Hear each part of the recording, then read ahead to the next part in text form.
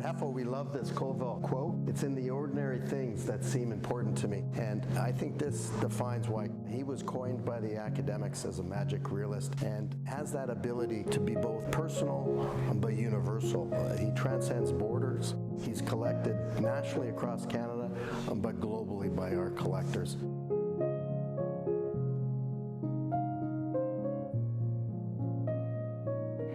Colville sought to make the ordinary extraordinary throughout his art.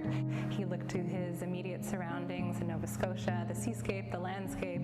He looked towards his 4 children, their animals, and as seen at June Noon, his beloved wife, Rhoda. Rhoda was a frequent muse throughout Colville's lifetime, and we are so lucky to see her within paintings as early as 1950 up until the end of his painting career.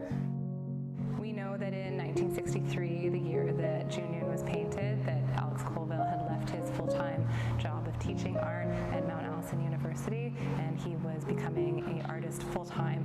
And I think with any career move, there would be a little bit of doubt, especially when you have 4 young children at home and you're a sole income owner.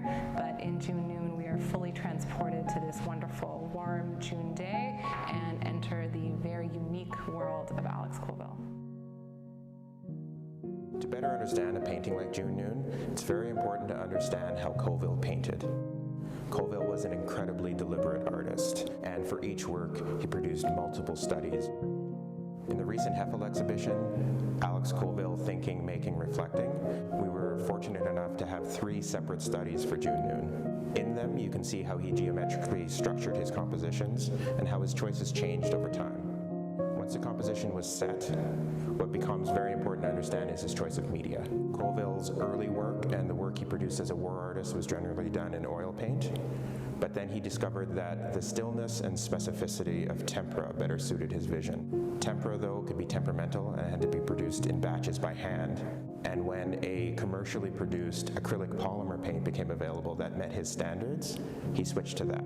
It's acrylic polymer that he used to produce June Noon, and he applied it using exceptionally fine and precise brushstrokes.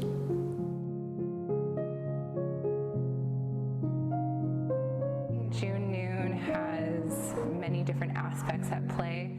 We have a balance between man and women, between artist and muse, husband and wife, the inside of the tent versus the outside, the private versus the public, the man with the binoculars facing outwards, and of course Rhoda facing towards us. We also have this interesting use of the tent pole that's coming diagonally through our painting, but there is this invisible fishing line of a connection between Alex and Rhoda that is so palpable and gives it this real charged atmosphere. And it is that tension and that heightened awareness and concentration of space that gives Colville's work this cinematic quality, almost Hitchcock in nature.